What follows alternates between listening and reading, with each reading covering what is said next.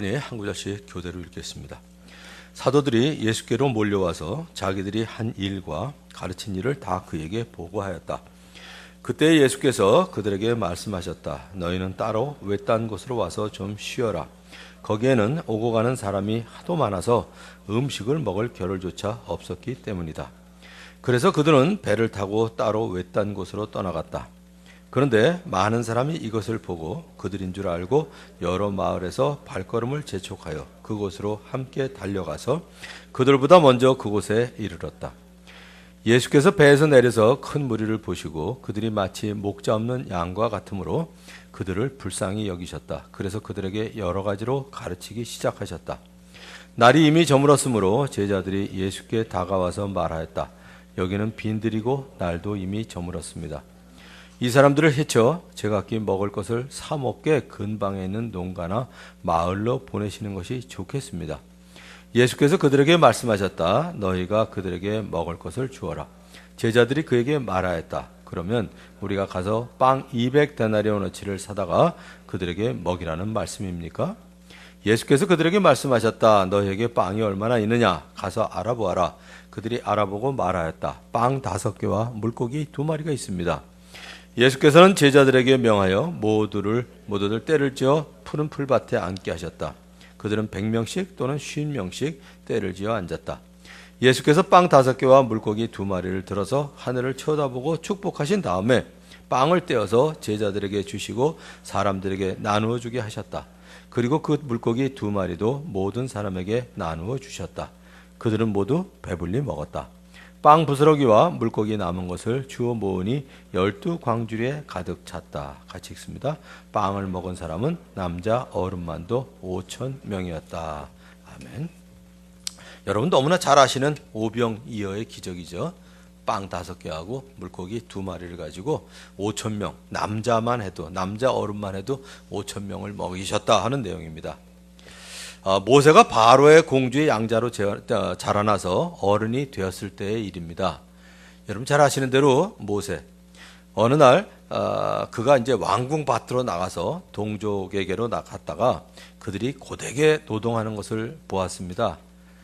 그런데 이 모세의 성장 과정을 보면 처음에 바로의 공주가 갈대숲에서 모세를 건져냅니다. 그 다음에 젖을 먹을 유모를 찾는데 모세의 누이가 모세의 엄마를 소개해 주죠. 그러니까 모세가 다시 그 엄마 품에 안겨서 젖을 뗄 때까지 다시 이 엄마의 품에 안겨 젖을 먹게 되었는데 그동안에 모세는 분명한 히브리인으로 교육을 받았을 것 같아요.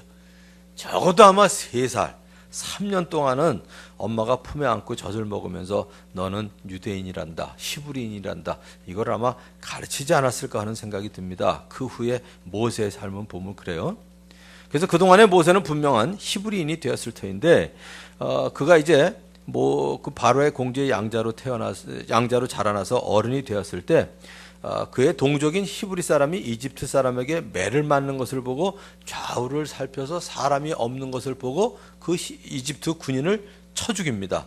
그리고 모래 속에 묻어버려요. 아무도 못 봤을 것 같은데 사실은 그 이집트 군인에게 얻어맞았던 히브리인들은 적어도 알지 않았을까? 저는 그 상상을 해봤어요. 아무리 뭐 좌우를 살펴서 사람이 없더라도 적어도 이집트 군인한테 얻어맞던 그 히브리인은 알았을 거 아니에요. 이때만 해도 모세는 하나님께서 자신을 사용하셔서 히브리인을 구원할 것으로 여겼습니다. 또한 자기 동료들이 하나님이 자기 손을 빌어서 그들을 구원하여 주신다는 사실을 깨달을 줄로 알았어요. 그러나 그들은 깨닫지 못했습니다. 그 다음날 그가 다시 나가서 보니까 히브리 사람 둘이 서로 싸우고 있었어요. 그래서 그는 잘못한 사람에게 말했습니다. 모세가 당신은 왜 동족을 때리오? 그러니까 이제 그 사람이 대들었습니다. 누가 당신을 우리의 지도자와 재판관으로 세웠단 말이오. 그 다음에 이제 모세가 모세를 두렵게 하는 말을 했죠. 당신이 이집트 사람을 어저께 죽이더니 오늘은 나를 죽이려고 하느냐. 그래서 모세가 자기가 이집트 군사를 쳐 죽인 일이 탄로난 것을 알고 두려워서 미디안 땅으로 도망을 갔습니다. 모세 그곳에서 아들 둘을 낳으면서 그의 장인 이드로의 양떼를 치는 목자가 되었습니다. 그가 양떼를 몰고 광야를 지나서 하나님의 산 호렙으로 갔을 때 하나님이 떨기 가운데 나타나셔서 부르셨습니다. 하나님은 이집트에 있는 하나님의 백성이 고통받는 것을 똑똑히 보셨고 그 억압 때문에 부르짖는 소리를 들으셨다고 말씀하셨습니다. 그리고 모세를 바로에게 보낼 터이니 하나님의 백성 이스라엘 자손을 이집트에서 이끌어내게 하겠다는 하나님의 뜻을 보여주셨습니다. 이제 정리할게요. 모세의 나이 40세, 바로의 공주의 아들. 그때만 해도 모세는 썸바디였거든요. 무언가 할 수 있는 썸바디였는데 하나님께서 자신을 사용하셔서 히브리인을 구원해 주실 줄 알았습니다. 그런데 지금은 나이가 80세, 그저 평범하게 양떼를 치는 목자가 되었는데 어떻게 제가 무엇이라고 한마디로 노바디가 되었는데, 그래도 썸바디 때는 뭔가 할 수 있었는데 지금은 아무것도 아닌데 감히 바로에게 가서 이스라엘 자손을 이집트에서 이끌어내겠습니까 하고 모세는 하나님께 반문을 했습니다. 썸바디 때 아무것도 안 한 거면 몰라도 그때는 무언가 할 수 있을 줄로 알고, 더구나 이제 히브리 사람들이, 유대인들이 하나님께서 자기를 통해서 무언가 역사하시는 걸 깨달을 줄 알았는데 아니었거든요. 그러는 판에 지금은 80이 돼 지위도 없어, 아무 신분도 없어, 아무것도 없는데 내가 어떻게 이런 거창한 일을 하겠습니까? 이런 질문입니다. 자신의 것을 지나치게 과대평가하는 것도 잘못이지만 자신의 것을 과소평가하는 것도 잘못입니다.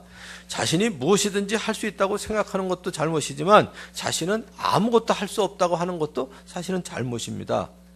그래서 사도 바울이 나에게 능력을 주시는 분 안에서 나는 모든 것을 할 수 있습니다 라고 말한 것처럼 우리는 우리에게 능력을 주시는 분 안에서 모든 것을 할 수 있다는 믿음, 그냥 보편적인 용어로 하자면 긍정적인 사고를 가져야 합니다.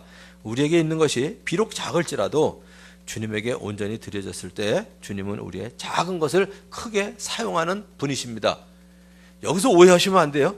우리의 작은 것을 사용하신다고 해서 꼭 작은 거 드리라는 얘기 아니에요. 우리에게 있는 게 작은 거라는 얘기지, 우리에게 있는 큰 거 놔두고 작은 것도 크게 쓰시니까 작은 거 내놓으라는 얘기는 아닙니다. 자, 그래서 오늘 말씀을 보면 첫 번째가 무리를 불쌍히 여기시는 예수님에 대해서 볼 수 있어요. 예수님께서 무리들을 대하실 때마다 공통적으로 하신 일이 있어요. 공통적으로 가지신 태도라고 그럴까요? 자세라고 그럴까? 그들을 불쌍히 여기셨다는 거예요. 불쌍히 여겼다 그러니까 뭐 꼭 안 돼 보이는데, 물론 예수님 측면에서 보면 안 돼 보이겠죠. 우리말로 좀 부담스럽지 않은 단어를 쓴다면 안타까운 마음을 늘 가지신 거, 이게 예수님 마음이었어요. 한 번은 배에서 내려서 큰 무리를 보시고 그들을 불쌍히 여기시고 그들 가운데서 앓는 사람들을 고쳐주셨습니다. 나병 환자 한 사람이 예수님께로 와서 그 앞에 무릎을 꿇고 간청할 때에도 그를 먼저 불쌍히 여기셨어요. 그리고 손을 내밀어 그에게 대시고 말씀하시며 깨끗하게 해주셨습니다. 우리가 복음을 전하든 사람을 가르치는, 병 낫기를 위해서 기도하든 귀신을 쫓아내기 위해 기도를 하든 우리가 먼저 해야 될 일은 그들을 불쌍히 여기는 일입니다. 사랑하는 일이죠. 한마디로 그에 대한 사랑으로 시작해야 한다, 이런 말입니다. 그런데 저도 목사가 뭐 직업이라고 얘기하면 그렇지만 어쨌든 직업이죠. 직업이다 보니까 어떤 때 사람들을 불쌍히 여기는 것보다는 목사기 때문에 할 때가 가끔 있는 거예요. 너무나 저 스스로 부끄러웠던 일이라 잊지 못하고 자주 나누는 그 에피소드가 있습니다. 이 얘기 한 지 몇 년 된 것 같아요. 또 못 들으신 분이 여러 분 계실 테니까 얘기를 한번 해볼게요. 제가 교회를 개척하기 전의 일입니다. 출판사를 한참 운영하고 있을 때, 뭐 낮에 출판사를 운영하니까 복음을 전할 일이 참 찾기가 어려워요. 거기다가 또 저하고 제자 훈련했던 사람들이 전부 제 직원이었었거든요. 그러니까 이 사람들한테 복음을 전할 대상들도 아니야. 그러니까 복음을 전하려면 일부러 나가서 찾아서 해야 돼요. 그래서 이제 토요일 날은 오전부터 이제 복음을 전하러 나가곤 했는데, 하루는 요 근처에요. 성산대교 밑에서 딸을 데리고 나온 한 사람이 있어서 복음을 전하러 접근을 했는데, 막상 복음을 전하려고 하면서 보니 제자 훈련으로까지 이어질 만한 사람이 아닌 것 같아요. 그냥 인간적으로 제가 그때 생각했던 거 그대로 얘기할게요. 너무 창피해서 지금도 기억이 나는 얘기니까. 그래서 이렇게 딱 보니까 복음을 전하러 갔는데 제자 훈련까지 시킬 사람이 아닌 것 같아. 그래서 제 마음속에 뭐라 그랬냐면 아니네 하면서 뒤에 돌아섰어요. 제가. 전 지금도 그 생각만 하면 창피해요. 복음 전할 때마다 이 생각하면서 제가 복음 전할 때가 많은데, 그때 하나님께서 제 마음속에 딱 돌아섰는데 너 무엇 때문에 복음 전하냐 하고 질문을 하시는 것 같더라고요. 제 마음속에 그 질문이 생겼어요. 너 무엇 때문에 전도하냐? 너 무엇 때문에 전도하냐? 복음은 예수님을 믿지 않는 사람들이 영원한 불못에서 고통을 받을 것을 불쌍히 여겨서 전해야 합니다. 그런데 그동안 선교단체, 그냥 선교단체도 아니고요, 제자훈련으로 유명한 그 선교단체에서 제자훈련에 익숙해져서인지 어느 틈에 제자훈련을 시켜서 재생산할 만한 사람을 찾는 게 제 삶이 되고 인격이 돼버렸더라고요.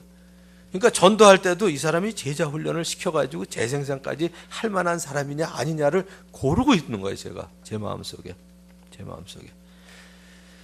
복음을 전할 때 가장 중요한 자세, 그 사람을 불쌍히 여기는 마음을 갖는 것입니다. 가정교회를 하는 지금은요, 가정교회를 하는 지금 목장이 분가를 하기 위해서 전도를 하는 게 아니거든요. 목장이 분가하기 위해서 전도하는 게 아닙니다. 한편으로 아무튼 뭐 제일 쉬운 거는 예수님을 모르는 사람의 결말이 어떠한지를 알기 때문에 우리는 복음을 전해야 합니다. 복음을 모르고 예수님 모르고 세상 떠나면 영원한 불못 가운데 고통당할 것이 불쌍하고 안타까워서 복음을 전해야지, 뭐 제자 훈련을 시켜서 그 사람이 재생산을 하거나 목장에 와서 우리 목장을 분가하기 위해서 전도를 하는 건 절대로 그렇게 해서는 안 된다 이거죠. 첫째는 예수님 모르는 사람의 결말이 어떠한지를 알고 그 사람을 불쌍히 여겨서 복음을 전해야 됩니다. 또 한 가지는 주님 안에서의 삶이 얼마나 행복하고 복된 삶인가를 알기 때문에 이러한 기쁨을 전하고 싶은 사랑 때문에 복음을 전해야 된다 이거죠. 오늘 본문을 보면 이제 사도들이 사역을 마치고 예수님께 몰려와서 보고를 했습니다. 오고 가는 사람이 많아서 먹을 틈도 없었어요, 사도들이. 그러니까 이 사도들을 불쌍히 여기신 예수님, 그들을 외딴 곳에서 좀 쉬게 하셨는데 이것을 보고 또 무리들이 잔뜩 몰려온 거예요. 그 찾아오는 모습을 보시면서 또 마치 목자 없는 양과 같은 무리들을 보시고 역시 불쌍히 여기시고 여러 가지로 가르치셨습니다. 내비게이터 선교회를 시작한 도슨 트로트맨이 이런 얘기를 했어요. 하나님은, 이건 꼭 염두에 두시면 좋을 것 같아요. 하나님은 한 영혼을 사랑할 수 있는 사람에게 세계에 대한 짐도 질 수 있도록 허락하신다. 이런 얘기를 했거든요. 한 영혼을 사랑할 수 있는 사람, 그 사람이 사실은 세계에 대한 짐을 질 수도 있습니다. 그런데 우리는 많은 경우에 하나 가지고 시시하게 여기고 나는 세계에 대한 꿈을 가지고 있다고 얘기할 때가 많은데, 하나님은 그런 사람에게 세계를 안 맡겨주실 것 같아요. 한 영혼을 사랑할 수 있는 사람에게 세계에 대한 짐도 질 수 있도록 허락하신다, 이런 얘기입니다. 예수님께서 사람을 사랑하시고 한 영혼을 사랑하시는 것처럼 우리가 사람들을 사랑한다면 우리는 예수님의 사역의 열매와 같은 열매를 맺을 수 있을 것입니다. 특별히 주님을 모르는 사람들에게 복음을 전할 때 그 사람들을 사랑하고 불쌍히 여기는 마음으로 복음을 전하실 수 있는 저와 여러분이 되시기를 주님의 이름으로 축원합니다. 뭐 VIP 초청대회도 할 거고요, 뭐 각 목장에서 VIP 초청의 날도 할 텐데, 오늘은 VIP 초청의 날이라. 지난 우리 초청의 날 때는 재밌는 일도 있었던 것 같아요. VIP 초청의 날, 그리고 저녁에 부페를 한다니까 VIP를 데리고 와야 올 수 있는 줄 알고요. 그리고 그 토요일 날 강의도 듣고 싶은데 VIP가 없어서 못 온 사람도 있다고 그러더라고요. 그런데 정말 이 사람들에게, 그 사람들을 초청하는 그 이유, 근본적인 이유는 뭐냐면 그 사람들을 사랑하고 불쌍히 여기는 마음, 그 마음 때문에 사람들을 초대를 해야 되겠죠. 자, 두 번째는 우리가 주기를 원하시는 예수님이라는 거예요. 날은 이미 저물었는데 예수님의 말씀을 듣고 있는 무리들은 남자 어른만도 5천 명이었습니다. 남자 어른. 남자 어른 그러면 이렇게 생각하시면 돼요. 유대인들이 군대에 갈 수 있는 나이, 군대에 복무할 수 있는 나이, 그걸로 치면 되죠. 남자 어른들. 보통 근데 따라다니는 일은 여자들하고 아이들이 더 잘하니까 적어도 10,000명은 넘었을 거예요. 10,000명이. 남자 어른만 5천 명이니까. 적어도 모두 10,000명은 됐을 텐데 무리들이 서서히 제자들에게 부담이 되기 시작했어요. 그동안 예수님께서 사람들의 병도 고치시고 귀신도 내쫓으셨으니까 이 문제도 알아서 하시겠지 하는 믿음이 있거나 이 기대감이 있어야 되는데, 그것보다는 자신들이 무언가 책임을 져야 될 생각 때문에 이제 마음속에 부담이 되기 시작한 거예요. 그래서 이제 제자들이 예수님께 다가와서 말을 했습니다. 저 선생님, 날도 이미 저물었는데 이 사람들을 보내서 각자 저녁 문제를 해결하고 오게 하면 어떨까요? 지금 이제 이거예요. 날이 저물었습니다. 근데 여긴 빈들입니다. 그러니까 저녁 식사를 해결하고 오도록 하죠. 아마 마음속에서 그랬을 거예요. 자기들도 이제 저녁이니까 쉬고 싶었겠죠. 저녁 먹고 자고 내일 다시 오라고 그러면 어떨까요? 아마 이 얘기를 하고 싶었던 것 같아요. 그런데 예수님이 뜻밖의 말씀을 하셨어요. 너희가 그들에게 먹을 것을 주어라.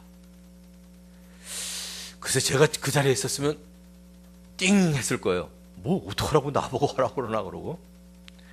요한복음에는 예수님께서 빌립이 어떤 대답을 하나 보시기 위해서 우리가 어디에서 빵을 사다가 이 사람을 먹이겠냐 하고 물어보셨다고 기록이 되어 있습니다. 그러니까 이 계산이 금방 돌아가는 빌립이 이렇게 대답을 했습니다. 우리가 가서 빵 200데나리오너치를 사다가 그들에게 먹이라는 말씀입니까? 계산 엄청 빨리 나온 거예요. 여러분들에게 지난주에도 설명했죠. 데나리온이 노동자들 하루 품삯이었다고요. 그러니까 요즘으로 치자면 그냥 크게 잡아서 10만 원 치자고요. 평균 잡아서 뭐 5만 원도 받고 뭐 전문 기술자는 뭐 20만 원도 받지만 한 10만 원 잡으면 200데나리온이면 2천만 원입니다. 2천만 원이 큰 돈 같아도 10,000명을 먹이려면 1인당 그렇죠. 2,000원. 계산 빠른 사람은 금방 나오죠. 더 계산 빠른 사람은 2,000원 그러면 뭐가 나오나? 김밥 한 줄. 딱 나오는 거예요. 뭐 라면 먹으면 조금 더 먹일 수도 있는데 그냥 김밥 한 줄 딱 그렇게 계산 나오는 거예요. 이 빌립이.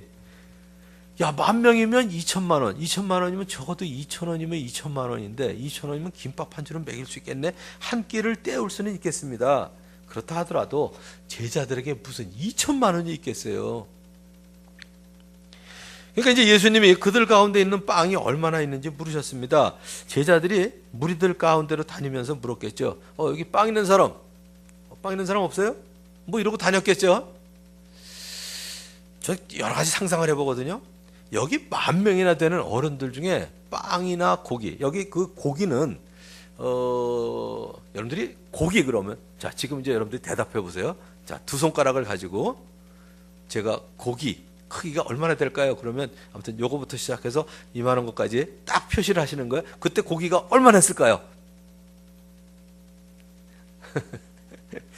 보통 여러분들 고등어 지금 생각하지 않으세요? 근데 한번 생각해 보세요. 빵하고 고등어 들고 다니는 사람이 있어요? 저거 생각하시면 돼요. 이 사람들이 빵이 뭐냐면 이 사람들은 이제 양치기를 많이 하잖아요. 그러니까 이제 빵을 늘 식사를 가지고 다녀야 돼요. 그래서 여러분들 어떤 빵이냐 하면 뭐 제가 빵 선전하는 것 같아서 이상한데 옛날 왜 삼립빵 있죠? 지금도 유대에 가면 예루살렘에 가면 그런 빵 많이 들고 다니면서 먹어요. 한 요만한 빵, 삼립빵 같은 거. 그게 이제 며칠 가지고 다니면 마릅니다, 이게. 그래서 그들이 늘 포도주에다 이렇게 우리처럼 뭐 성찬식 이게 좀 그렇게 하는데 이거 먹고 그 다음에 또 먹고 그러는데 그게 아니라 찍어서 먹어요. 이게 바짝 말랐으니까 이게 찍으면 조금 물러지잖아요. 그러니까 이제 이게 싱거우니까 먹던 게 요새 뭐라 그러나? 양밀이라고 그러나? 노가리 요만한 거. 한 크기가 한 요만하죠? 꽁치보다 작은 거. 양밀이. 그러면 남자들도 아실래나? 양밀이? 노가리 그러면 알죠? 노가리. 그거 5개면 빵 2개에 간이 딱 맞는 거예요. 약간 짭짤한 거예요. 그거 들고 다니는 거예요. 그게 이제 점심 아니면 저녁 도시락. 그런데 제가 그런 생각을 해봤어요. 10,000명이나 되는 그 사람들이 왔는데 그거 가진 사람이 있었을까요? 없었을까요? 이 소년만 갖고 있었을까? 난 분명히 갖고 있었을 것 같아. 근데 어른들은 왜 안 내놨을까요? 전 2가지 같아요. 이거 내놓으면 난 뭐 먹으라고. 보통 이게 어른들은 이게 돌아가잖아요. 이거 내놓으면 난 뭐 먹냐. 아이, 그리고 이게 10,000명이나 되는데 이거 내놔서 뭐 창피할 일 있냐, 내가. 그러니까 아마 갖고 있는 사람 많이 있었을 거예요. 근데 애들은 순진해요. 그냥 있는 대로 내놓은 거야. 빵 5개, 물고기 2마리, 안에 내놨는데, 이 한 아이가 내놓은 빵 5개와 물고기 2마리로 모든 사람이 배불리 먹도록 하셨는데, 주님께서는 지금도 우리가 가지고 있는 것, 그것을 통해서 일하시기를 원하십니다. 아, 이거 내놓으면 나 다 없어지는데? 아, 이 많은 사람들을 위해서 이거 내놓는 거 너무 창피하다. 이거는 우리 어른들이 자꾸 가지는 생각인데, 이 2가지 생각을 접어야 될 것 같아요. 주님이 원하시면, 물어보시면 내놔야죠. 우리는 할 수 있는 일보다 할 수 없는 일을 걱정하며 살 때가 많습니다. 자주 질문하죠.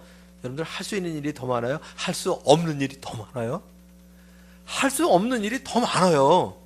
근데 여러분들 주로 무슨 걱정하세요? 할 수 있는 일을 걱정하세요? 할 수 없는 일을 걱정하세요? 주로 우리는 할 수 없는 일을 걱정하고 살아요. 근데 할 수 없는 일은 걱정하면 뭐가 바뀌어요? 안 바뀌어요? 안 바뀌어요. 근데 우리는 그렇게 미련한 삶을 살거든. 걱정해봐야 아무 변화도 없는 거. 그러니까 이렇게 결론 내리면 좋겠어요. 할 수 없는 일을 걱정할 시간에 할 수 있는 일 충성스럽게 하자. 그게 저는 성공의 비결 같아요. 할 수 없는 일 걱정하지 말고 그 시간에 할 수 있는 일 충성 다 하자 이거예요. 할 수 없는 일을 걱정할 시간에 오히려 우리가 할 수 있는 일을 열심히 하기를 바랍니다. 마찬가지로 우리는 우리에게 있는 것으로 무엇을 하려고 하기보다는 우리에게 없는 것으로 인해서 한탄하고 앉아 있을 때가 참 많아요. 여러분 가끔 한탄하고 앉아 계실 때 있는 것으로 뭘 하려고 하시기보다는 나에게 없는 것, 남한테는 있는데 나한테 없는 거 가지고 한탄하고 있을 때 많습니다. 우리 학교 다닐 때 시험 볼 때도 그런 것 같아요. 공부 90% 해놓고도 10% 못한 것 때문에 맨날 끌끌대면서 살지 않았어요? 그게 우리 인생인 것 같아. 제가 강의하는 DISC에 보면 제일 앞에 나오는 문제가 있어요. 컵에 물이 반이 담겨 있는데 여러 사람이 얘기를 합니다. 물이 반밖에 안 남았네. 이런 사람이 있고요. 물이 아직도 반이나 있네. 이런 사람이 있고요. 그냥 어떤 사람은 2분의 1 있네. 이런 사람도 있고 아주 객관적인 사람들. 근데 우리는 없는 것 생각하면서 없는 것 때문에 한탄하고 앉아있을 때가 많습니다. 그래봐야 어떻게 돼요? 걱정과 시름밖에 남을 것이 없습니다. 그래봐야 다른 사람과 비교하면서 신세 한탄밖에 남을 게 없어요. 남을 게 없어요. 아직 아파트 여기 아마 우리 교회는 젊은 사람들이라 자기 집 없는 사람들이 조금 더 많을 것 같은데 가끔 그러지 않으세요? 저 차 타고 이렇게 쭉 가면서 와, 아파트도 참 많다. 근데 그 중에 내 거 하나도 없냐? 내 거 하나도 없냐? 없으면 없는 대로 즐기면 사는 거죠. 뭐 우리보다 없는 사람 진짜 많아요. 몇 번 얘기했는데 나중에 정 그러시면 제 방에 오셔서 그 통계 한번 보세요.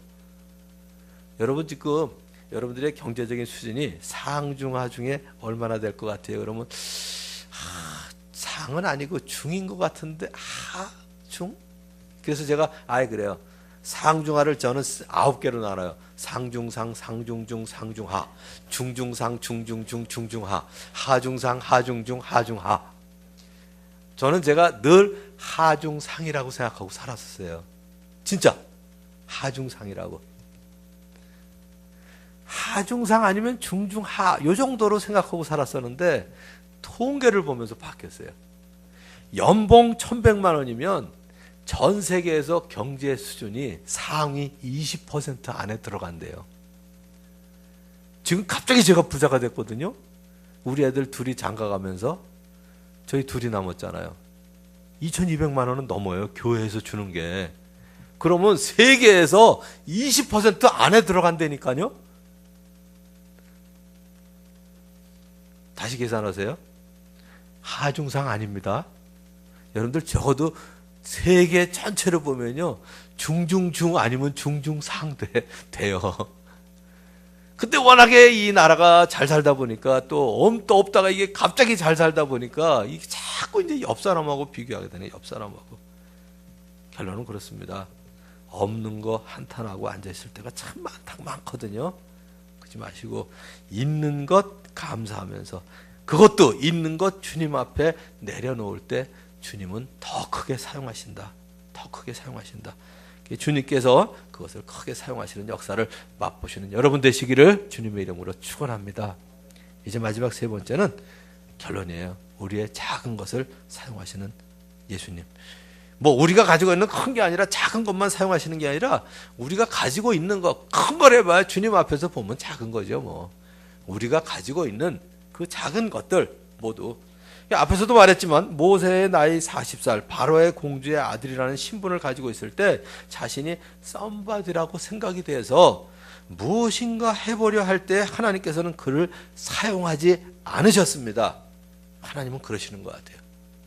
뭔가 좀 내가 썸바디일 때 사용하시면 좋은데, 오히려 모세의 나이 80살이 되어서 기운이나 신분이나 내놓을 것이 없을 때, 자신이 노바디라고 생각했을 때 하나님께서는 그를 사용하셔서 이스라엘 백성들을 이집트에서 인도하여 내도록 하셨습니다. 요새 뭐 누가 불렀는지 뭔지 모르지만 뭐 노바디 뭐 그런 거 있던데, 그거 들을 때마다 여러분들은 그거 생각하세요. 하나님은 노바디를 사용하신다. 그 노래 나올 때마다. 모르겠어요. 우리 이제 만 3년 된 애도 뭐 노바디 어디서 들었는지 모르겠는데,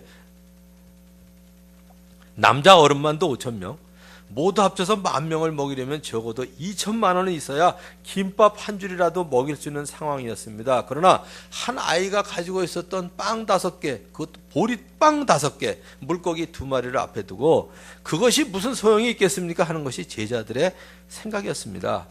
저나 여러분도 아마 그 자리에 있었다면 모두 그렇게 생각했을 것 같아요. 10,000명이면요, 10,000명이면 어느 정도냐면 지금 여러분들이 앉아 계신 이 숫자의 100배입니다. 100배. 10,000명이면. 아마 10,000명이면 저 합정동부터 우리 교회까지 이 도로에 꽉 있어야 10,000명 아닐래나? 아마 그 정도 될 것 같은데. 그 앞에 빵 5개하고 물고기 2마리 나오면 진짜 무슨 소용이 있겠습니까? 이거죠, 뭐. 그러나 예수님은 사람들이 100명씩 또는 50명씩 때를 지어 앉게 하시고 하늘을 쳐다보고 축복하신 다음에 빵을 떼어서 제자들에게 나눠주게 하셨습니다. 제가 이런 단어를 쓰는 게 조금 어색해요. 예수님한테 좀 송구스러워요. 그래서 따옴표를 쳤어요. 예수님의 믿음. 예수님의 믿음을 감히 얘기하는 게 웃기지 않아요? 예수님 뭐 한도 없이 갖고 계신 건데, 예수님의 믿음. 전 이 장면에서 예수님의 믿음이라는 말이 우습기는 하지만 전 예수님의 믿음이 놀랍다고 생각을 해봤어요. 전 10,000명 앞에서 빵 5개하고 물고기 2마리 가지고 하늘을 쳐다보고 축복을 못할 것 같아요. 무슨 얘기냐면 10,000명이 아니라 우리 성도들 600-700명 앞에서도 여간한 믿음 아니면 빵 5개하고 물고기 2마리 가지고 축복하기 진짜 어려울 것 같지 않아요? 뭐 그 정도도 아니에요. 여러분들 앞에서 빵 5개하고 물고기 2마리, 세상 말로 그러죠. 그거 누구 코에 붙이냐 이러잖아요. 근데 이 많은 숫자를 놓고 빵 5개하고 물고기 2마리, 좀 비슷하네, 크기가. 주여, 이것을 가지고 이 무리들을 먹이실 줄로 믿습니다. 이게 좀 뭐라 그러더나. 아무튼 그런 생각이 들어요. 여간한 믿음을 아니면 이걸 가지고 축사하기가 어려울 것 같더라고요. 야, 그거 가지고 무슨 축복이냐 하고 비웃을 것 같은 생각이 들어가지고. 전 2가지 생각이에요. 이거 가지고 여러분들 앞에서 이러고 축사하려고 그러면, 첫째는 야, 그거 가지고 누구 코에 붙이려고. 그래서 하나는 비웃을 것 같고, 또 하나는 축사하고 났는데 안 늘어나면 어떡해, 이게. 안 늘어나면 좀 먹고 배불러야 되는데. 근데 예수님은 분명하게 아시고 믿으셨습니다. 비록 무리들 앞에 빵 5개와 물고기 2마리밖에 없었지만 하나님께서 그것을 통해서 온 무리를 배불리 먹이실 것을 믿으셨습니다. 그리고 하늘을 쳐다보시고 축복하셨어요. 실제로 놀랍게도 모두 배불리 먹고 빵 부스러기와 물고기 남은 것을 주워서 모으니까 남은 것이 12광주리에 가득 찼습니다. 이럴 때 이 12광주리 가지고 또 아무튼 뭐 그냥 해석을 여러 가지로 하는 사람이 있는데요. 여러분들은 절대로 그러지 마세요. 제자들 12명이 광주리를 가지고 주워 모았으니까 당연히 몇 광주리예요? 12광주리죠 뭐. 그냥 그렇게 해석하면 될 거예요. 이걸 또 그냥 홀떡 불려가지고 온통 그냥 신학적인 해석을 하는 사람 많이 있어요. 제자들이 12명이 돌아다녔으니까 12광주리 차지요. 제자들이 그때 어디 가고 6명밖에 없었으면 6광주리 찾겠죠 뭐. 사람들은 이 세상을 살아가면서 재정, 요즘 그런 것 같아요. 재정. 두 번째는 경력. 세 번째는 학벌. 아무튼 인연. 뭐 이런 거 있잖아요. 그런 걸 의지하면서 살아갑니다. 연줄이죠. 줄 잘 서야 된다고. 그래서 돈 좀 있는 사람들 옆에 붙거나 정치적으로 지위가 있는 사람들 뒤에 줄을 서려고 합니다. 때로는 자기가 가지고 있는 것을 더 부풀려. 그래가지고 아는 척하고 가진 척하고 잘난 척하고 있는 척하고 또 거기에 속기까지 합니다. 그러나 하나님 나라의 일은 그렇지 않습니다. 예수님은 오히려 그와 반대로 지난주에 제가 3가지 말씀드렸죠. 이래야 제자가 된다. 요한복음 8장 31절, 13장 34절, 35절, 요한복음 15장 8절. 그래서 하나님의 말씀에 거하는 사람, 이웃을 사랑하는 사람, 열매를 많이 맺는 사람이 내 제자다 그랬는데 오늘은 제가 이렇게 하면 제자가 안 된다. 3구절을 소개해 드릴게요. 누가복음 14장, 그것도 14장에만 있어요. 외우기도 좋게. 26절, 27절, 33절에 있는데 26절은 뭐냐면 누구든지 자기 십자가를 지고 그 전에 누구든지 내게로 오는 사람은 자기 아버지나 어머니나 아내나 자식이나 형제나 자매뿐만 아니라 심지어 자기 목숨까지 미워하지 않으면, 즉 예수님보다 덜 사랑하지 않으면 내 제자가 될 수 없다 이거예요. 두 번째는요, 누구든지 자기 십자가를 지고 나를 따라오지 않으면, 전 이 십자가 중에 제일 힘든 게 자존심을 버리지 않으면, 자아가 죽지 않으면, 이 얘기 같아요. 두 번째. 세 번째는 세상 사람들이 그렇게 매달리는 거, 너희 가운데서 누구라도 자기의 소유를 다 버리지 않으면 내 제자가 될 수 없다. 우린 그냥 알량하게 있는 그냥 그 사람들과의 관계, 내게 있는 그 재산, 자본금 이거 매달릴 때 많은데요. 예수님은 자기의 소유를 다 버리고 자아를 죽이고 자기 부모와 처자, 형제, 자매, 심지어 자기 목숨까지 나보다 덜 사랑하지 않으면 내 제자가 되지 못한다고 말씀하셨습니다. 사사시대에 삼갈이라는 사사가 있었어요. 삼갈이 들고 있었던 게 뭐가 있었냐면 소모는 막대기 하나밖에 없었어요. 근데 블레셋 군대하고 싸웠거든. 우리 같으면 아마 막대기 집어던지고 도망갈 거예요. 근데 소모는 막대기 가지고 블레셋 사람 600명을 죽입니다. 그리고 이스라엘을 구원해내요. 그게 사사예요, 사사. 그러니까 사사시대에 삼갈이 들고 있었던 소모는 막대기로 블레셋 사람 600명을 죽이고 이스라엘을 구원하도록 하나님은 역사하셨습니다. 하나님은 내가 가지고 있는 것 가지고 역사하기를 원하세요. 다윗도 물매와 돌 5개를 가지고 하나님의 이름으로 나갔을 때 이건 말이 안 되는 얘기잖아요. 그러니까 사울도 맞지도 않는 옷을 갖다 입혔다고요. 전쟁터에 나가려면 무기를 들고 갑옷을 입어야 되잖아요. 투구를 쓰고.